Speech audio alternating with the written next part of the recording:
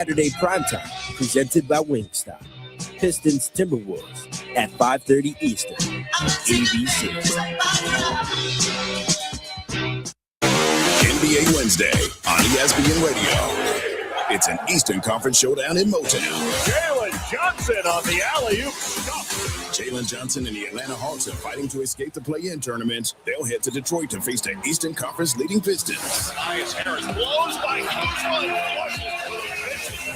The Hawks at the Pistons. Coverage begins tomorrow at 6:30 Eastern with tip-off at 7 Eastern on ESPN Radio and on ESPN. Presented by Indeed.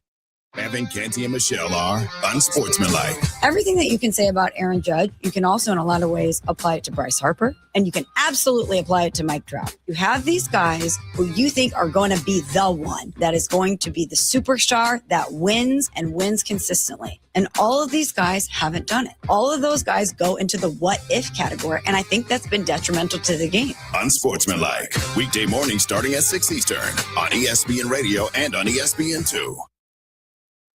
Dayton's radio home for Buckeyes football. 1410 WING. Dayton's ESPN Radio. The Justin Kinner Show. Right here on 1410 ESPN Radio. Now, back to the Justin Kinner Show. Right here on ESPN Dayton. 1410 WING AM.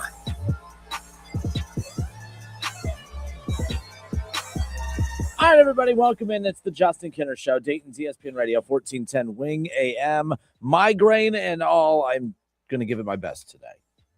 It's a bad migraine today. I don't know how many of you get migraines. I get them not as often as I used to, but I've gotten them a lot lately. I think it's that whole no sleep thing. Your body kind of needs some sleep. I'm assuming that's what's up. But excited to be with you. We're going to kind of shift gears and talk a little bit more NFL today and talk Cincinnati Reds, of course. We've got plenty to get into there. Because the one thing about the Reds I want to get into is Andrew Abbott has had a horrific spring. He has not had a good spring at all. Now, he is the Reds opening day starter. I am a huge Andrew Abbott fan, but he has had a horrific spring. I also look at Matt McClain, who has had a phenomenal spring. And it's always that challenge of how much stock do you put into spring training? And you look at the phenomenal numbers that you got out of Matt McClain, obviously offensively. You look at the horrific pitching numbers that we've seen from the Reds opening day starter and Andrew Abbott, and you got to ask yourself, which one of those two, with the way that they've performed through spring, which one of those two is most likely to carry that over into the regular season? All right. I hope Matt McClain carries what he's been doing, and I hope Andrew Abbott just flips the switch. I don't know. I want to agree with people when they say things like, oh, you know what? It's just spring training. Who cares? It doesn't matter how well you hit in spring. It doesn't matter how poorly you pitch, of course, in spring training as well. So, look, I said we're going to get into it later. I changed my mind. I want to open up with it now. We'll get to the NFL in a moment. I want to talk about the Browns because they have a particular situation brewing where they have a big decision to make with that 6th overall pick. And I want to talk about that more. It involves a Buckeye, so we'll get to that more coming up around the corner. But I want to open up with this Reds topic. Again, I'm Justin Kinner. It's the Justin Kinner Show, 1410 ESPN Radio. It's fascinating to me because, like I said, I agree. I want to agree with a lot of people when they say, "Hey, you know what? It doesn't matter. It's spring training. It doesn't matter. If they play poorly, who cares?" And then if they play very well, then people say, well, you know what? Let's not get too excited. It's only spring training. Well, you got to have some kind of reaction. You can't just sit there and say that spring training doesn't matter whatsoever. Otherwise, why would these dudes be playing? Andrew Abbott in spring training has an ERA over 11. Andrew Abbott in spring training has pitched 17 innings. Andrew Abbott in 17 innings has given up 23 earned runs on 28 hits. He's walked 8 batters, and he has given up 6 home runs in 17 innings pitched. An ERA over 11. Andrew Abbott is the Reds opening day starter coming up this Thursday. And I don't know how to feel about that. And I don't know how you, as Reds fans, feel about that. We shouldn't feel good. I question those who are out there that are saying it's no big deal. I think it's a very big deal. I don't think that's something that you could just overlook by any means. So those are the horrific numbers for Andrew Abbott. Again, one more time, Andrew Abbott, 17 innings pitched. He's given up 23 earned runs on 28 hits. He's walked 8 batters, given up 6 home runs. He has struck out 22 batters, but he has an ERA over 11. Not a good spring. As far as Matt McClain goes offensively here in the 2026 spring training run, and the Red spring training run is not done, Matt McClain in 51 at-bats, okay? He has played 17 spring training games, 51 at-bats. He has 27 hits in 51 at-bats. He's hitting .529 in spring. He has 2 doubles, 1 triple. He's hit 7 home runs. He has 16 RBIs. He's drawn 5 walks, and he's only struck out 6 times. All right, in 17 games, he has 7 home runs. In 17 spring training games, he has 3 extra base hits. In 17 games played, he has 27 hits, and he scored 18 runs. I mean, that is a phenomenal spring training run. Marty Brenneman said that there's not a I heard him on with Tom Brenneman yesterday on 700 WLW. Marty said that there was not a player in baseball that has had a better month of March than Matt McClain. Now, who cares, right? Because it's just the month of March. I think it matters. I think it matters greatly. And the reason I'm bringing both of these numbers up is because one is phenomenal. One has been very, very poor. One was phenomenal after being really poor last year, and one was poor after being phenomenal last year. I mean, you have 2 guys that are like complete polar opposites of one another when you look at where they were at a year ago, or I should say a season ago, and where they are at right now, 1 month into the spring training run. I'm Justin Kinner. It's the Justin Kinner Show, 1410 ESPN Radio, 937-518-1410. Which of these 2 players is more likely to carry over what they're doing in March into April, into the regular season? And opening day is coming up technically here in March in just a few days on Thursday. But in all seriousness, which of these 2 players is more likely to carry over what they're doing right now in spring training into the regular season? Andrew Abbott, to me, has been one of my favorite Reds for a couple years now. You guys have known this. I say this on the show every day. To me, Andrew, when you look at Hunter Green, he's the face of the pitching staff. He is the ace. He's the face of the staff. He's the ace of the staff. He has the charisma. He has that it factor. He has a bum elbow. And he always has a bum elbow or a bum shoulder or a bum something. He's always on the IL. That's his problem.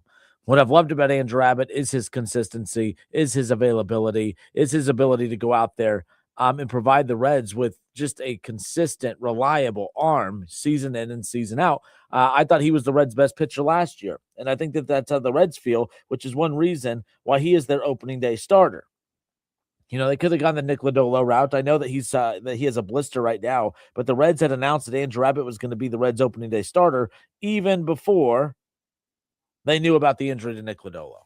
So it's one of those where I don't know where this bad spring is coming from. I said yesterday, I'm not a big supporter of the Reds medical staff. I don't really trust them. Whether it's the medical staff or the Reds front office personnel, as far as how they handle these injuries and the decisions that are made, I want to trust Terry Francona. He's a Hall of Fame manager. You would think he would know how to manage these situations, but I just think there's way too many situations that are unfolding where we just don't understand truly what's going on. How does Hunter Green experience over the last 6 starts of his 2025 run, even into the playoffs against the Dodgers? He experienced sharp, nagging, stinging pains in his throwing elbow. And then the season ends and the Reds never made him go do anything about it. And then all of a sudden spring training comes around and now all of a sudden those pains return because he's throwing.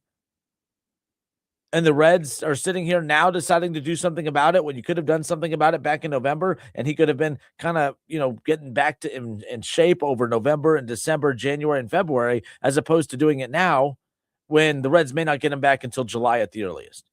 I'm not a fan of that. I'm not a fan of how they've handled, Elly De La Cruz. I talked about it yesterday. I mean, Elly De La Cruz, I was hyping him up and praising him because I'm like, this kid just wants to play. He plays every day. He's reliable. He's out there. But then we were also criticizing his high strikeout numbers. We were criticizing the fact that he leads, that he's one of the league leaders in errors.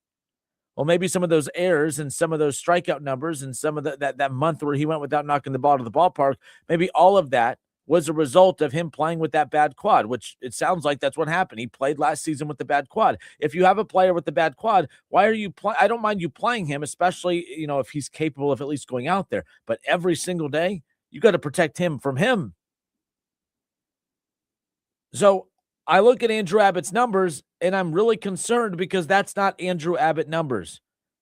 I mean, to give up those numbers that he did, excuse me, while I put my glasses back on. I've never felt older than I do today, where I have to put my glasses on to see absolutely everything. Got to put my eyes on. But, I look at this. Andrew Abbott is not a guy that's going to give up 28 hits in 17 innings, but he has been in spring. He's not a guy that's going to give up 23 earned runs in 17 innings pitched, but he's been that way this spring. He's given up 6 home runs in 17 innings pitched. He has an ERA over 11. I don't know what to make of our guy, Andrew Abbott. I really am concerned about our guy, Andrew Abbott. And I'm really, really happy for our guy, Matt McClain. But I got to say, which of these two is more likely to carry over what they're doing this spring into the regular season? I guess I have to say, I guess it's more likely that we see Matt McClain carry over into the regular season what he's doing, because we've never seen Andrew Abbott this bad. It's not that unquestionable to look at Matt McClain's success this spring and say, man, no one thought that was going to be the case. No, we saw this Matt McClain. Matt McClain was phenomenal his rookie season. Matt McClain missed his entire second season in the league and then played the majority of last season banged up and was absolutely horrific. We were actually questioning why the Reds never made the decision to option him back down to Louisville at some point. That's how bad he was throughout the season. But I think that the Reds didn't option him last year because no matter how bad things got, they knew that that's truly not the player that he is. So I think that this is the player that they've expected him to be all along. So I think that it is more likely that we see Matt McClain take his offensive firepower into the regular season than it's likely that we see Andrew Abbott continue to pitch poorly once we get into the regular season. I'm not saying there's no examples out there. I'm sure that there is, but if you could think of one, let me know. 937-518-1410. Is there an example of a pitcher that has been as bad as Andrew Abbott has, that just flipped a switch and became great once the regular season gets here? I know it's spring training. I know it's preseason. I know it doesn't mean anything, but it has to mean something. Those numbers are not good. Matt McClain's numbers are phenomenal. Text into the show, 937-518-1410. I'll open up the phone lines. They're unblocked, so the phone lines are officially open. Which of these two players are you more confident in carrying these numbers into the regular season? And that sounds silly because I don't want to be confident that Andrew Abbott's going to be bad. But I'm confident Matt McClain will be the guy that's most likely to carry over his success into the regular season because we know Matt McClain is a hell of a player. Andrew Abbott, I'm concerned, especially because he's the Reds' opening day pitcher. But we know Andrew Abbott's a hell of a pitcher. We've never seen him pitch this poorly. I think it's more likely that we see that we see Matt McClain take his successful spring into the regular season than it is that we see Andrew Abbott take his poor spring into the regular season. We'll pick up with this when we come back. Let me know what you think. Reds opening day coming up 2 days from now. It's the Justin Kinner Show, Dayton's ESPN Radio, 1410 Wing AM.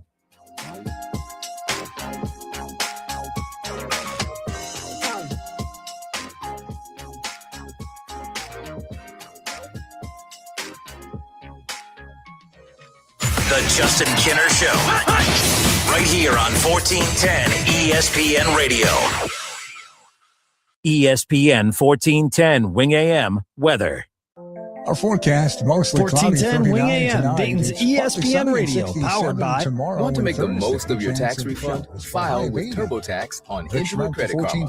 They help you get your biggest refund, and then we help you do more with it. With a personalized plan designed to help you hit your money goals. Start filing today in the Credit Karma app. As speech pathologists, it's our privilege to help students develop their communication skills. However, the increased caseloads and responsibilities began to negatively impact the students' experience. With the help of my association, I was able to communicate these concerns to our district leaders, which directly led to the hiring of more speech pathologists to serve our kids. Now they're benefiting from smaller group sizes and are able to reach their goals quicker. My name is Morgan Gomez, and I'm a proud member of the Springboro Education Association because strong unions make strong public schools for our students. The Montgomery County Clerk of Courts Help Center brings the courthouse to the community with its weekly outreach programs to local churches, libraries, and community centers. We help you navigate the legal system. Find a location near you at courthouse2u.com. Brought to you by Montgomery County Clerk of Courts Mike Foley.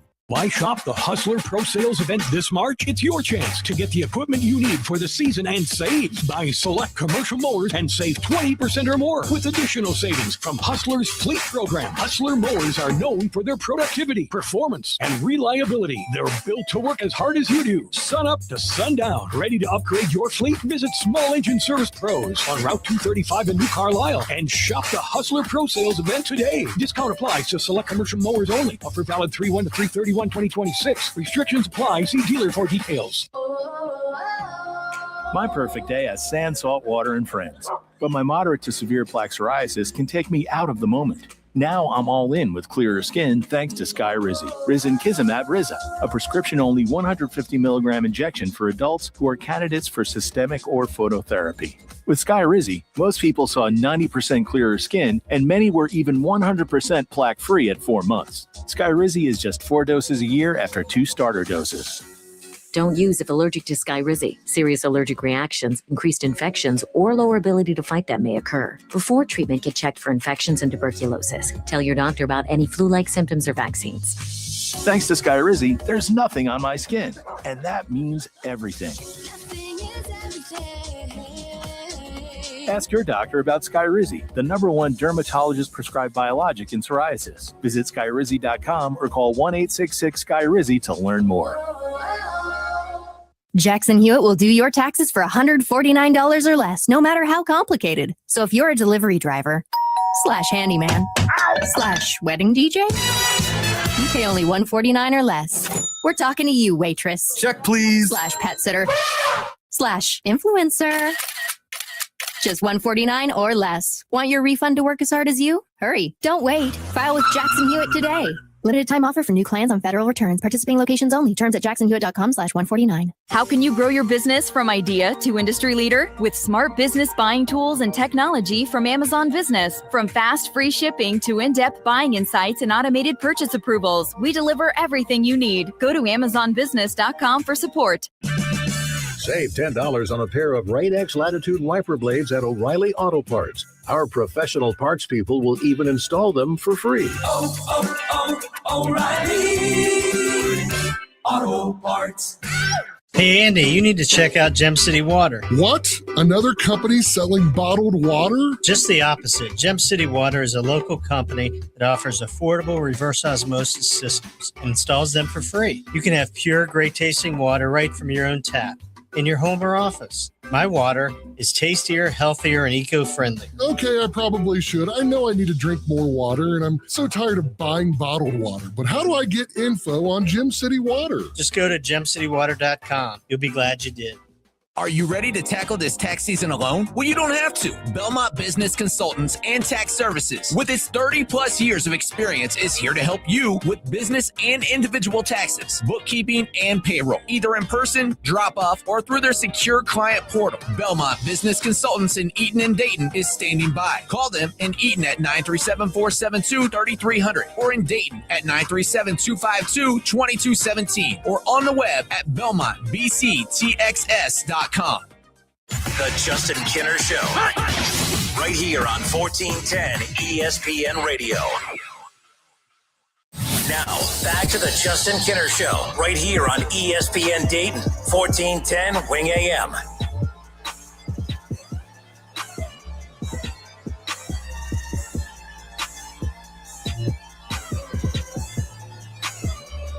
The Justin Kinner Show, Dayton's ESPN Radio, 1410 Wing AM, 937-518-1410, the number to call and jump in on the conversation. We're opening up the show today with Reds talk, of course. It's been fascinating to watch Matt McClain, to have his bounce back.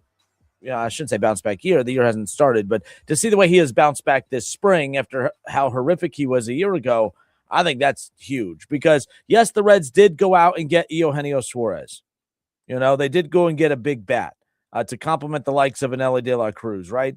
But if you get a bounce back year from Matt McClain, that's almost as if you've added a bat to this lineup that they didn't have a year ago. That's what I'm excited about. And there's going to be a lot of potential there when you look at what this team could do, because we know how bad they were last season offensively, but a lot of that had to do with how bad, of course, the Reds were offensively up and down, thanks to Ellie being, injured with that quad.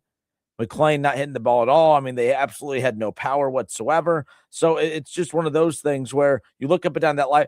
Sal Stewart comes on late, but if Sal Stewart, who, hit 5-6 home runs, whatever it was in the 1 month of the season that he played, if he's a power bat, if McClain is now a power bat, if Ellie gets a little of his power back, I mean, he still led the team in home runs last year, even with the injured the quad or whatever. So, and then you have Ellie De La Cruz. So if you take, Eugenio Suarez's power numbers, if you do what you if he does what you expect him to do with the bounce back year from Ellie, if he's healthy, from the power number, just the power perspective there, and then you look at Matt McClain and you look at Sal Stewart and you look up and down that line. I mean, my goodness, I think that the potential is there for this team to make quite a few major steps. But for them to do that, the pitching has to be well. And as good as the lineup or the guys offensively have looked 1 month into spring training, of course, the pitching, not so much. I mean, the problem is, as we're looking at this right now, I mean, when you talk about how poor, all right, Andrew Abbott has been, and that's who the Reds are going to have on the mound on opening day on Thursday, I'm a little concerned because I don't want to get, too overhyped and excited for the numbers and the success that we're seeing from Matt McClain, and then sit there and say, well, numbers don't matter whenever a guy that we're looking at in Andrew Abbott isn't performing well. So which is it?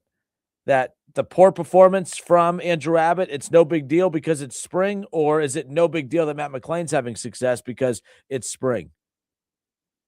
We can't say that poor performances and good performances don't matter, or can we? 937-518-1410. I threw this out, before going to break, and I'm picking up with it. Which of these two guys do you expect? Which of these guys do you expect to carry over more into the regular season? Which one of these guys is more likely to pick up where they leave off in spring? Is it more likely that Matt McClain continues to swing a hot bat and plays well to set the tone for 2026? Or is it more likely that Andrew Abbott continues on this horrific stretch where he just hasn't been able to get the ball across the plate without it basically being blasted out of the ballpark? 937-518-1410. Let's go to Inglewood. We have Justin in Inglewood. Justin, thanks for holding. Yes, sir. Kind of a three-part question here regarding Abbott. I have not had a chance to watch too much spring training, but do you think his poor performance could possibly, is he working on any new pitches or building up his repertoire? Or do you think he's honestly just been figured out? Or do you think there's a hidden injury there that no one's talking about?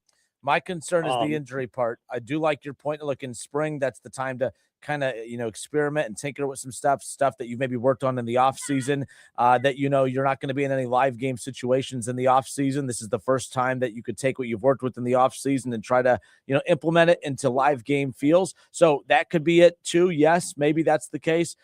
My concern's about the injury, just because we've never seen him pitch this poorly. And I also have no trust in the Reds as far as how they handle injuries, because I don't think they're very transparent, nor do they have to be. But my concern's the injury without any reporting that's on it out there. Okay. Yeah, I agree with you. Thank you for taking my call, sir. Anytime. Appreciate you. Take care. That was Justin in Inglewood. And look, I mean, as far as what do I think is going on with the Andrew Abbott, I'm hoping I'm wrong, but it could be injury. And that's clear speculation on my end. There's nothing out there to hint that is the case. But Andrew Abbott was so dang good last season. Why all of a sudden is this guy just hittable? How does he go from unhittable to just hittable? That is my problem with all of this. And this spring has just not been good for him whatsoever. And when you look at the numbers, again, sorry to repeat a lot of this stuff, but I want to just hammer this in because it's just been that bad as far as I'm concerned. But the fact that he's given up so many home runs, he has an ERA that is sitting, all right, an ERA that's sitting at 11. I mean, as an ERA at 11, that you can't do that if you're going to have a successful run here, as far as I'm concerned. And you continue to look up and down some of the struggles. He's, struck out 22 batters. That's great. But he's given up 28 hits in 17 innings. He's given up 23 earned runs in 17 innings. 6 home runs. We've never seen him struggle like this, even in his previous springs. So when people ask me, what do I think is the problem? I don't know. I mean, could he be tinkering with some new pitches? And maybe that's what. But as spring training has continued on, you might need to throw those pitches away and start, getting back into a groove especially because of the mental side of this game. You're the opening day starter, and maybe that's playing a role in this too. Andrew Abbott has always thrived as being a dominant third or fourth option in a rotation. And now with the blister to Nick Lodolo, with the huge injury to Hunter Green won't be back until July at the earliest. Now everyone, including me, is looking at Andrew Abbott saying, you're the guy. Some guys aren't meant to be the guys. Some guys aren't meant to be the ace of a staff. Some guys are just meant to be guys to go out there and just go with the flow and loosely pitch, and there's no pressure. I think there's pressure on Andrew Abbott now to be great. I think there's pressure on a lot of these guys. Last year, the Reds weren't expected to really do anything. I mean, as disappointed as we were in this team at times, it's not as if we truly expected them to go out and win the division. We didn't really expect them to go out and make the playoffs. They didn't do enough in the offseason for us to truly expect them to go out and do that. So I think it's a little different this year. The Reds spent some money. Wasn't a lot of money, but they spent some money. They've, beefed up that bullpen. They go get an Eugenio Suarez. It's year 2 with Terry Francona. And you heard Terry Francona right when spring training started. Terry Francona said that he told the guys, now's the time. Now is the time. It's time to go out there and win. This isn't us hoping that we can get this all together. Now is the time. So I think it could be an injury that we're not aware of. I think it could be maybe the pressure is getting to Andrew Abbott, knowing that he has to be the guy now. All right. I like Chase Burns, but he's young. He's not the guy in this rotation yet. I like Nick Lodolo. He's phenomenal. He's not reliable either. All right. Brady Singer, big Brady Singer fan, but he's a good veteran, stable presence in that rotation. He's not the guy. Andrew Abbott could be the guy, or maybe he can't. And that's what we're starting to see as some of this is unraveling as far as that goes. As far as some of these spring training numbers are concerned, I mean, you look at some of the guys that have had very good springs to this point as well. You look at Noelvi Marte, who's, in 54 at-bats, 13 hits and 54 at-bats. He scored 6 runs. He has 4 extra base hits, 4 doubles on the season, 4 home runs, 12 RBIs, 29 total bases. The strikeout number is a little high, 16 strikeouts in 19 games. That's going to be something to keep an eye on, especially for a young lineup like this. I think you're going to see a lot of strikeouts. That's the unfortunate part. We talked about the dominance of Matt McClain real quick. I talked about the 27 hits and 51 at-bats in 17 games. Talked about the fact that he has 16 RBIs. The number that I'm most impressed with, okay, he's drawn 5 walks, but he's only struck out 6 times. He's only struck out 6 times. I think that's something too, because this is going to be a lineup that I think we do see a lot of strikeouts, unfortunately. Ellie's going to strike out a lot. It looks like Noelvi Marte has he's aggressive at the plate, which works well for him. I think the one reason why, he does have 4 home runs in the spring. All right. He has 13 hits on the spring. He does have 4 extra base hits this spring. He's aggressive at the plate. Maybe sometimes too aggressive until he gets more comfortable in the box, but we'll keep an eye on that. Sal Stewart. All right. He's a guy that I'm going to be keeping a big time eye on because I expect a lot from him. I think he's going to be a big boost when it comes to the home run numbers with this team. Now, in 19 games played, 46 at bats, to his credit, hitting 326. All right. In spring training, he's 15 of 46 at the plate. He has 4 doubles. He has 3 home runs. He has 8 RBIs, 28 total bases. He's drawn 11 walks. He's the only, actually, him and Dane Myers are the only Reds players to draw double-digit walks this spring, which to me is a great thing. Now, he struck out 8 times, but 8 times in 46 at-bats. He's very patient at the plate. For a guy that's a home run hitter, sometimes when you're a guy like him, okay, when I look at Sal Stewart, who's going to be a home run hitter for this team, when you're a guy that's known for your power, I usually expect you to have a little bit of a higher strikeout number because you're aggressive at the plate. And you're swinging for the fences more times than not. Sal Stewart's not just trying to put the ball in play. He's a guy that you could rely on to hit the ball to the ballpark. So the fact that he does have 11 walks is he's not trying to mash every single pitch that comes his way to the ballpark. He is smart. He sees the ball well. He's selective. He's drawn 11 walks throughout spring. I think that's the number that I'm most impressed with when it comes to him. As far as Ellie De La Cruz has played in 17 games. He's had 48 at-bats. 13 of 48, hitting 271 through spring. The problem is, once again, the strikeout numbers. Ellie De La Cruz, along with Tyler Stevenson, have 29 strikeouts between the two. 14 of those are Ellie De La Cruz's. Ellie has, drawn 5 walks. All right. But, he's driven in 12 runs, 12 RBIs on the spring. He has 2 home runs, 2 triples, 6 doubles. I mean, again, not bad. 271, couple home runs. All right. You look at the 6 extra base hits on the spring, but the 14 strikeouts are a concern as far as I'm concerned. What about you guys? 937-518-1410. You could text into the show as well. I see some calls coming in. I'm solo in the studio. I'll answer calls during the break. I just can't do it in the middle of a segment. So if you want to get your point in, text us at the same number you're calling and leave your name at the end so I can give you credit for the text. But 937-518-1410. The only complaint or concern I would have about Ellie is, once again, the 14 strikeouts as far as that goes. All right, the home run numbers. Matt McClain leads all Reds in spring training with 7 home runs. We talked about his hot spring, 18. The fact that he's 27-51 at the plate. He scored 18 runs, 2 doubles, a triple, 7 home runs, 16 RBIs, and he's only struck out 6 times. Will Benson and Reese Hines both tied for 5 home runs, tied for second most home runs with this Reds unit throughout spring. 5 home runs both between those two. Noelvi Marte and Blade with 4 apiece. And then, of course, you have Trevino with 3, Sal Stewart with 3, and Nathaniel Lowe, who made the roster, by the way, so he has 3. Now, if you're wondering why, again, the Reds have not been able to see much of Eugenio Suarez because the fact that he's, of course, been participating in the World Baseball Classic, but they do have him back. So that's something to keep an eye on. In fact, the lineup for today's spring training game, all right, here's the lineup. I haven't given – this is the first lineup to give out for this season. I'm kind of excited. But the lineup for today for the Cincinnati Reds spring training game, this is a lineup very similar to what you could probably expect to see on opening day, at least a good chunk of these guys. But TJ Friedel will get the start in center field and bat first. Matt McClain at second, batting second. Love to see that Matt McClain's back in the top half of the order, by the way, because remember how bad McClain was last year? Matt McClain was hitting near the bottom with Cabrian Hayes. All right, so McClain back into the spot that Tito wanted him in last year, hitting right there in the top third of the order. But TJ Friedel will get the start in center field and bat first. Matt McClain will bat second and start at second. Ellie De La Cruz will bat third and at short. Sal Stewart will bat cleanup and get the start at first base. Batting fifth, the designated hitter, Eugenio Suarez, back in the lineup. How about Spencer Steer in right field? Will bat sixth. In left field and batting seventh is Benson. Batting eighth and behind the plate tonight is Tyler Stevenson. And then, of course, batting ninth and at third base is Cabrian Hayes.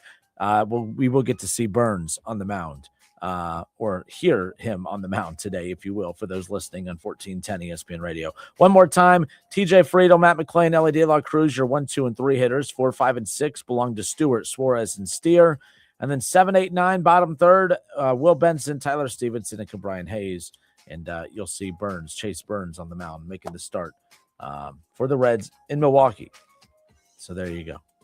I'm Justin Kinner. It's the Justin Kinner Show. I appreciate those who were trying to call. I couldn't get to you guys at the moment. I'll get to you during this break, and then we'll get to your calls more when we come back. It's the Justin Kinner Show, Dayton's ESPN Radio, 1410 Wing AM.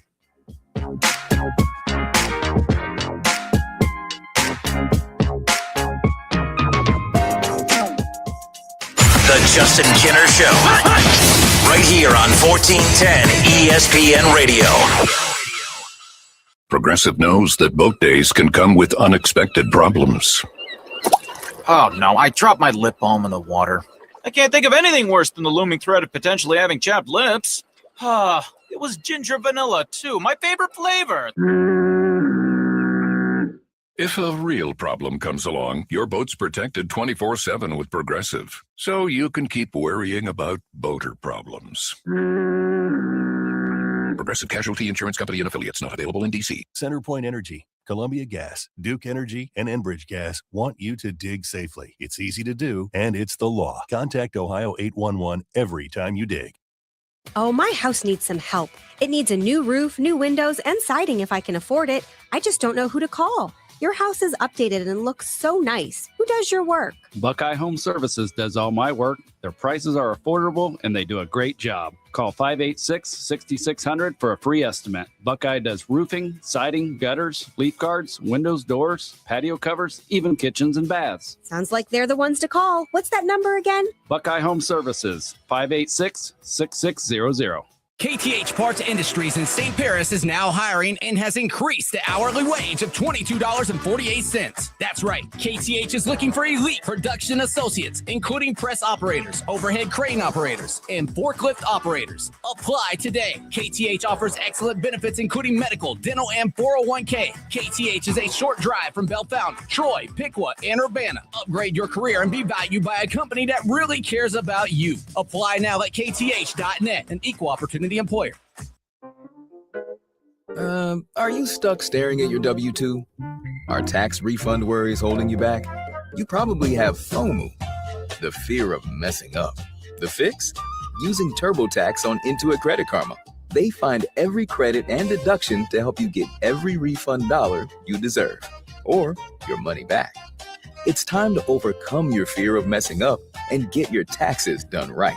Start filing today in the Credit Karma app.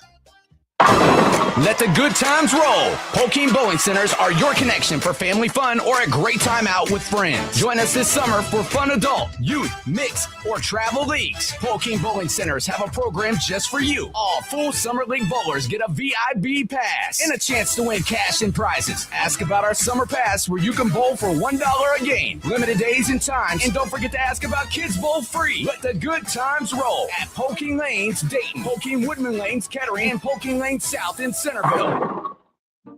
At Fisher Investments, we may seem like other money managers, but we're different. What makes you so different than the rest of us? We ensure clients receive unparalleled service at every step of the relationship. Tell me more. Our investment counselors focus on service over sales, prioritizing clients' needs. How do you make money? We don't sell any commission-based products. We have a simple management fee based on the value of our clients' portfolio. So we do better when our clients do better. What about client portfolios? We get to know each client, their finances, family, health, lifestyle, and more. And then we tailor a portfolio based on their specific goals and needs. Your clients really come first then, huh? Yes, we make them a top priority. Our goal is helping them achieve a comfortable retirement. Wow, maybe we are different. At Fisher Investments, we're clearly different. Learn more at FisherInvestments.com. Investing in securities involves the risk of loss. Ready to free your team from time-consuming office tasks? Amazon Business empowers leaders with smart business buying tools, leaving time to focus on strategy and growth. Free up your teams and focus on your future at AmazonBusiness.com. Jackson Hewitt has a great tax prep deal, $149 or less. Missing out is like ignoring the check engine light in your car. You'll regret it. Seriously, the price is only $149 or less, no matter how complicated. So don't wait. Like when you get a password expires today alert or you're shopping online and there's only one item left. It's like your taxes are in the cart. Just complete the purchase. Hurry. This deal for $149 or less is like your phone at 1%. It's about to power down. Limited time offer for new clients on federal returns. Participating locations only. Terms at jacksonhewitt.com/149. You and your family are safer when strong leaders stand with law enforcement. That's why, as governor, Vivek Ramaswamy will partner with police to uphold our laws, keep dangerous criminals behind bars, and protect your family. Law enforcement knows Vivek has their back. That's why 65 Ohio sheriffs endorsed him, including Sheriff Stephen Lavorchek. Safe streets don't just happen. They happen when criminals know tough leaders are in charge. Ohio law enforcement supports Vivek Ramaswamy because Vivek supports us. Vivek will empower police to arrest violent criminals quickly and decisively, putting trained resource officers in every school and restoring law and order statewide, so our families feel secure in our homes and communities. Vivek Ramaswamy backs the blue, so we've got his back for governor all the way. Lower costs, bigger paychecks, better schools. Vivek Ramaswamy for governor. Paid for by Vivek Ramaswamy and Rob McCauley for Ohio. The Justin Kinner Show. Right here on 1410 ESPN Radio. Now, back to the Justin Kinner Show. Right here on ESPN Dayton, 1410 Wing AM.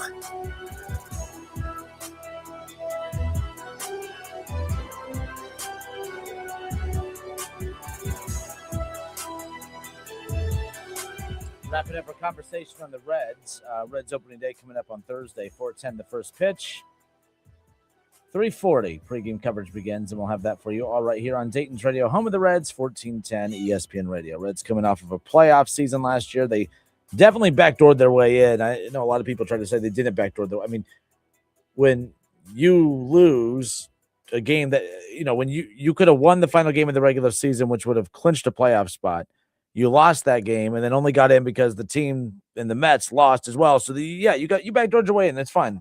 Who cares? You made the playoffs, so that's all that matters. But to give you an idea of kind of just how good of a spring that Matt McClain is having, Matt McClain's 7 home runs surpassed Adam Duvall, Chris Heisey, Brandon Phillips, Adam Dunn, and Edwin Encarnacion for the most homers by a Red in a single spring season since 2006. So it's not like, okay, a lot of, when you say that, you especially listen to some of those names. I mean, it's not like every year there's a Reds player that is, hitting the snot out of the ball the way that he is. His 52 total bases are second most by a Red in a single spring slate since 2006. Fewer than only Edwin Encarnacion back in 2006, of course. That's also the most by any major leaguer in a single spring training since the Yankees' Greg Bird and Jesus Aguilar for Milwaukee back in 2017. So Matt McClain's been phenomenal. I do think that, between what he has done and the struggles of Andrew Abbott, which of the two is most likely to take their struggles or their hot streak into the season? I think it's Matt McClain. I think that this isn't a fluke. I think that he's healthy. I think he's seeing the ball and he's, changed his approach at the plate. His plate discipline's there, only 6 strikeouts and 54 at bats. I'm excited to see what Matt McClain's going to be capable of doing coming up this season. I want to switch over to the NFL. I want to talk a little Cleveland Browns as we sit here right now. Because Cleveland, I think, has had a very good offseason. I think Cleveland has had actually a very, very good offseason. They didn't necessarily get the coach that I would have been a big fan of. I do think that they needed to make a change. So much was made about the Browns and Kevin Stefanski. And, Colin Cowherd and others ripped them and saying, see, look, you move on from them, and right away there's a line of people ready to take them. That proves that the Browns are a dysfunctional organization and made a dumb decision. Well, I'm sorry. The Baltimore Ravens moved on from Harbaugh, and everyone and their mother was contemplating, even good playoff teams with good coaches were contemplating firing their coach to go get Harbaugh. So does that make the Ravens a dysfunctional organization? Now, I'm not saying that the Browns aren't, but there are other ways to prove that the Browns are dysfunctional versus this particular decision. Clearly, you look at those report cards that came out, and so many of the Browns players were giving the coaching a D. They were not fans of Kevin Stefanski. They were not fans of his decision-making. They were not fans of him in the locker room. And that doesn't mean that his coaching tenure was not a success in Cleveland. It absolutely was. I was just a firm believer of, if he would have been back in 2026, I would have been fine with it. But had the Browns moved on from him in 2026, I'd have been fine with that as well. And it sounds like it was time to move on. They go get Todd Monken, the offensive coordinator from the Ravens. I don't know if that was the best hire or not, but he's kind of grown on me the more interviews that I've heard and just kind of heard his approach and just seeing the direction that they want to go in. I don't think it's that bad. We knew that the Browns really had to focus in on addressing that offensive line. All right, they had to go in there and they had to address that defensive line, or that offensive line, because it was one of the worst offensive lines in the NFL last season. All right, and so the fact that they took the time that they did to go in there and get that O-line fixed up, I think was big time, because of the main reason of, okay, no matter who, you could talk about who's going to be the quarterback, it doesn't matter who's going to be the quarterback. If you don't have a good offensive line, whoever's standing behind there is going to get destroyed. All right. They acquired the tackle, and Titus Howard from Houston. All right. They did that in exchange for a 2026 fifth-round pick, which they got from Las Vegas last year. Obviously, they go get Zion Johnson. They checked off a few boxes here and got that O-line. They made some trades, and they got all that stuff figured out up front. I think that the Browns are going to be just fine. I think they're going to be just fine as far as that's concerned up front. All right. I really like the running game that they had last year. I still think it's something that they could address and maybe add another running back to that room. But Quinshon Judkins, before the injury, was the best rookie running back in the NFL last year. And I was willing to admit I didn't like them getting him. I wanted them to get Travion Henderson. They clearly got the right guy. They got the best guy for the job. And, I'm excited to see what Quinshon Judkins can do in year 2. The guy's a freak athlete, and I think he's going to be fine. But I was taking a look, when you look at what the Browns' needs were heading into the offseason, it was all about that offensive line, and it was all about pass catchers. It was all about pass catchers. It was all about getting guys that can go out there and make plays, because the Browns had one of the worst weaponry, weapons units in the entire NFL. There's a reason that Joe Flacco looked like he should have retired in the first month of the season last year. It looked like he had nothing left. He looked like a horrible quarterback.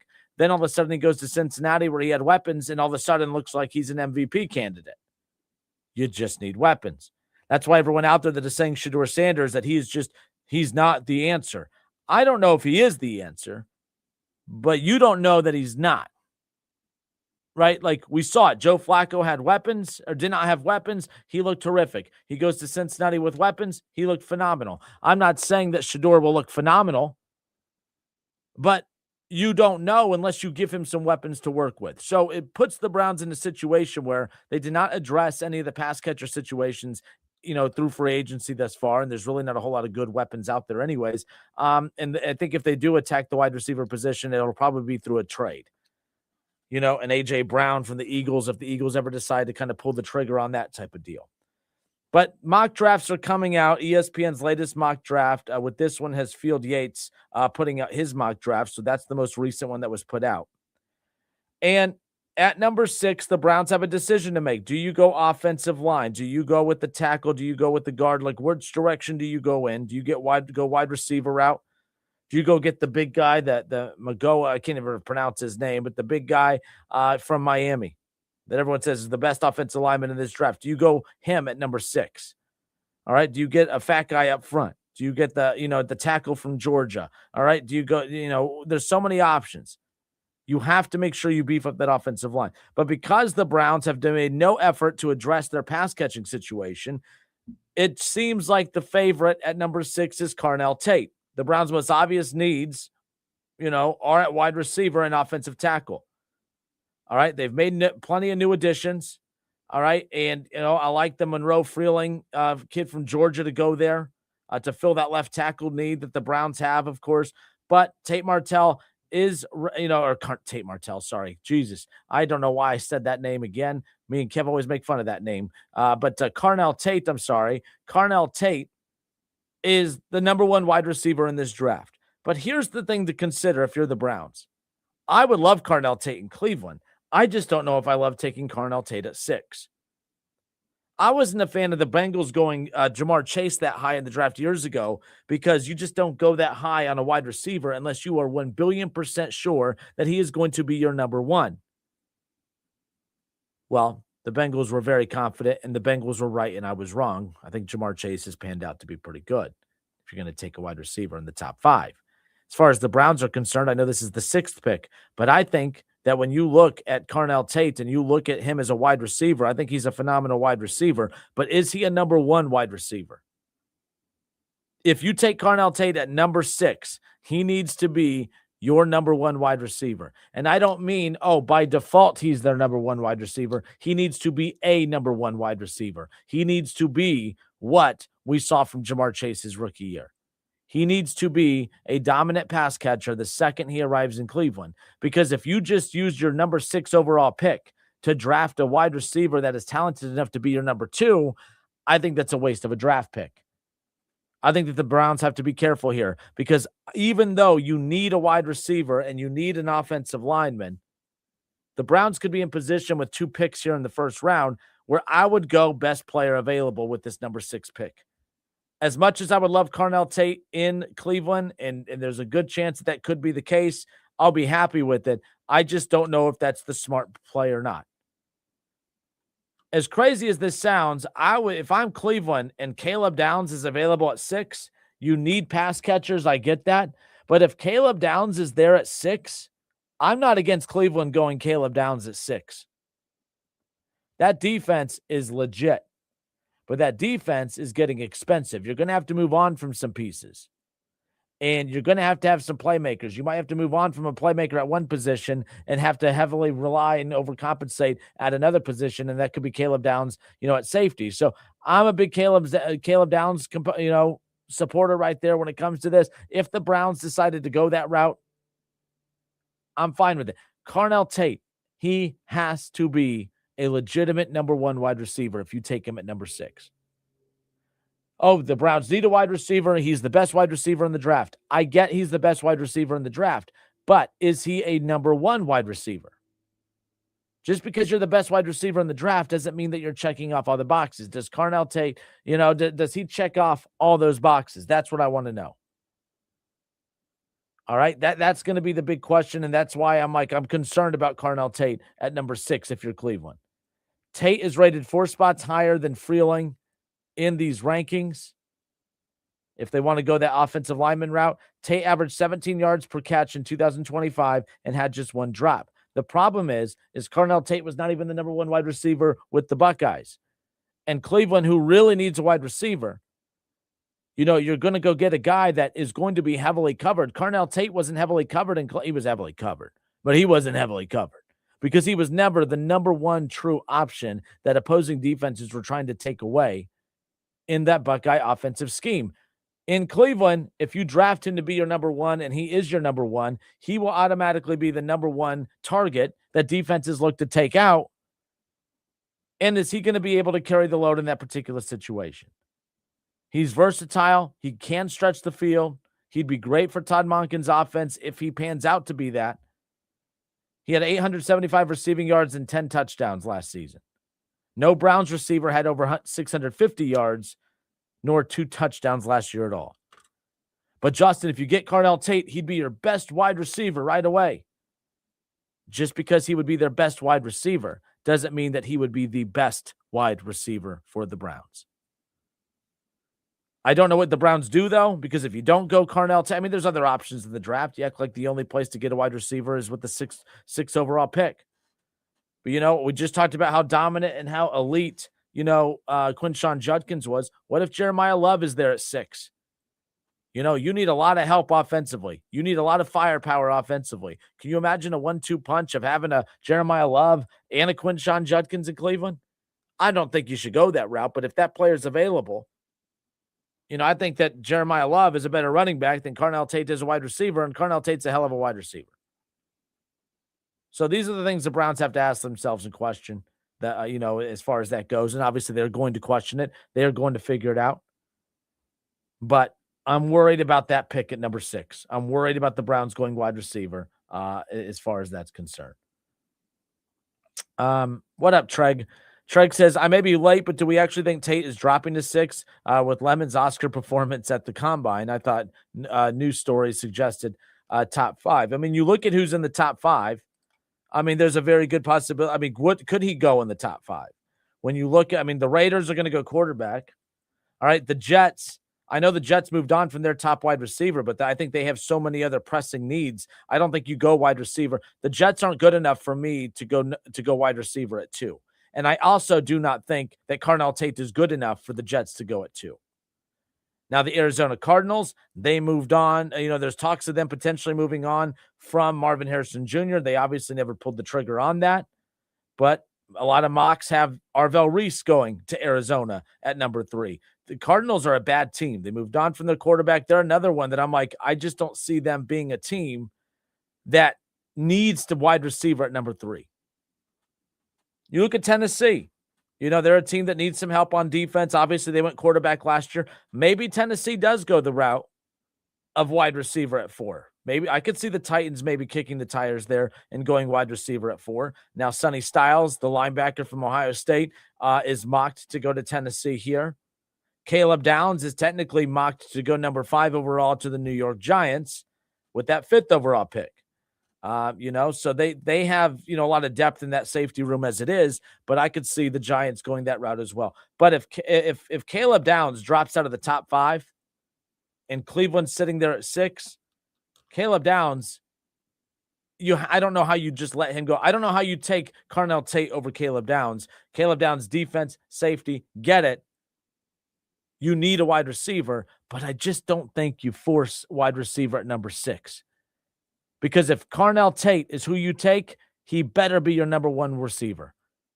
And as I stated earlier, he better not just be your number 1 wide receiver. He needs to be a number 1 wide receiver because the Browns have tried to make guys their number 1 wide receiver that aren't number 1 wide receivers. And that's where I'm at as far as Carnell Tate is concerned. If I'm Cleveland, you got to make sure if you're going to take him, he better be the guy. He better be the guy. because they're Jerry Jeudy is their number. And for example, to give you a little bit of an example here, people say, well, if you get Carnell Tate, he's your number one wide receiver. Yeah, he's their number one wide receiver, but is he a number one wide receiver? Because right now, Jerry Jeudy, who I'm not a fan of after last year, but I really liked his first year in Cleveland, Jerry Jeudy is the Cleveland Browns' number one wide receiver. The problem with that is he's not a number one wide receiver. So sure, Carnell Tate could be their number one wide receiver. I just don't think he's a number one wide receiver in the NFL. That would be my concern. And that's why I'm hesitant to say that I want Cleveland to go all in on taking him at number 6.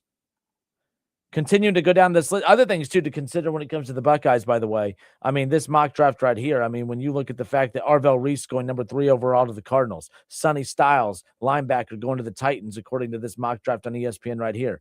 Caleb Downs. I mean, picks 3, 4, and 5, and potentially 6. You can have 4 straight Buckeyes taken. In this mock draft right here, you have 4 straight Buckeyes taken, starting at number 3 with Arvell Reese going to the Cardinals, Sonny Styles going to the Titans, Caleb Downs going to the Giants, and potentially Carnell Tate going to the Browns. I mean, that's an impressive run right there. Now, it's one thing to have, 4 players taken in the top 10, but to have 4 consecutive players taken in the top 6, that's pretty damn impressive. According to Field Yates in his latest mock draft, he handled the ESPN's latest mock draft. Mansour Delane, again, the cornerback from LSU, he has going number 10 to Cincinnati. The Bengals have done a good. The Bengals have had a weird offseason. The Bengals have had a good, bad offseason. I think that they did a bad job managing the money. They took the 2 highest cap hit players in free agency. When you look at the 2 players that they added, or when you look at the 2 players signed in free agency that are the 2 biggest cap hits, the Bengals took both of them because they didn't structure the contracts correctly.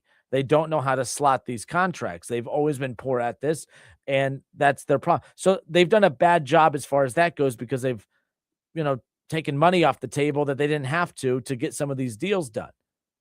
But overall, the guys that they went and got, I think, have made the Bengals better. So I think it's a good offseason. It's a bad offseason. I don't think they've done themselves any favors when it comes to the cap, but they've got 3 impact players that come in and automatically make them better than what they were a year ago. So not bad as far as that's concerned. Continuing to go down this list of any pick of, interest, Cleveland obviously does have another pick at number 24. And they have, of course, the Browns taken, Caleb Lomnu, the offensive tackle out of Utah, at number 24.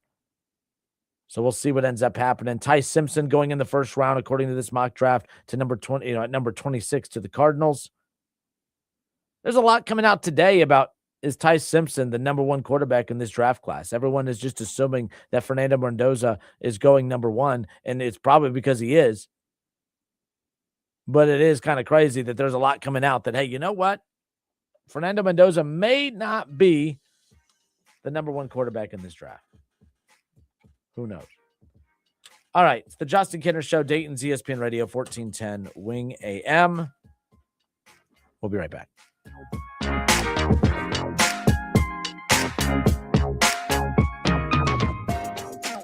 The Justin Kinner Show. Right here on 1410 ESPN Radio. It's game time with Hoops and Hops at Milano's. The hoop action will be hot and the hops will be flowing with our ice-cold all-star beer selection. You gotta make Milano's Pizza Subs and Taps your home court for all the tournament games. MilanoSubs.com. It's time to say goodnight to that check engine light with the free AutoZone Fix Finder service. It'll help troubleshoot the likely cause of your light for free. Restrictions apply. Get in the zone, AutoZone. ESPN is now the home of MLB.tv. If you have the ESPN Unlimited plan, you'll get a $15 discount on the 2026 seasonal MLB.tv package. And if you don't, no problem. When you sign up for MLB.tv, you'll receive a 1-month free trial of ESPN Unlimited. Cancel anytime without losing your MLB.tv access. Get in on the action at stream.espn.com/MLB.tv. ESPN Unlimited auto renews at $29.99 per month after free trial unless canceled. Blackouts and other terms apply. Upgrade to a new quality bath remodel in less time with minimal inconvenience and for less money with Bath Creations in as little as 2 days. We do it right. There are a lot of others boasting about bath remodels these days. Well, Bath Creations expert craftsmanship and customer